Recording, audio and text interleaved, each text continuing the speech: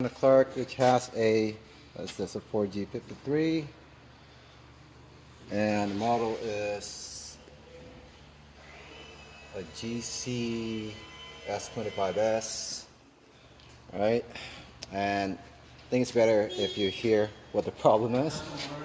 Okay, let's crank it. This is how she runs, and we feel that she's missing from 2 cylinders, right? Yeah, it sounds like it. So what's the first thing that we're gonna do? Oh, he even died. All right. So we're doubting about the compression inside cylinder number 2 and number 3. Next test we're gonna do is a cranking compression test, and just listen for the sound. Okay. Okay, the sound right now that you're hearing is the engine cranking over, but it sounds uneven. So at this point, checking ignition is not going to be an issue. It's more going to be compression inside the cylinder. It's going to be a mechanical issue. So right now we've taken all the spark plugs out. We're going to do a compression test. We're going to start off with the number 2 cylinder and see what compression we get. All right. Focus you on that gauge. I'm cranking. Okay. We get reading list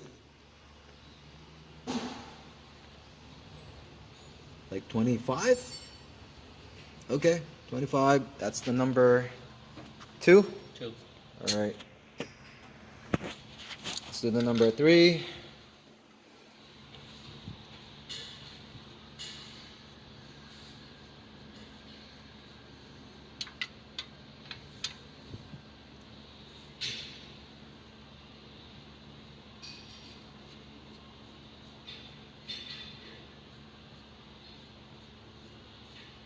$25 freaking PSI. Okay. Let's see what we can get.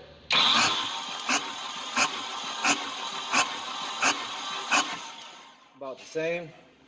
25 PSI. Okay, so now we've taken the valve cover out, and right now we just loosen up the springs or the rockers so that we would know that the valves are closed on cylinder number 2 and number 3. So I hooked up the line. So we're going to try to put air into cylinder number 2 and see where it's leaking from.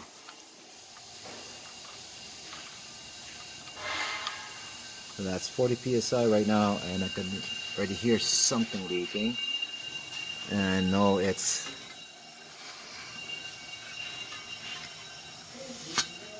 I don't know if you can hear that. So we know all the valves are closed. There should be, right? Let's loose. Pressure going into cylinder number 2 is also going out to cylinder number 3. Can you hear that? So the pressure is actually going up. So we know there is pressure loss between cylinder number 2 and number 3.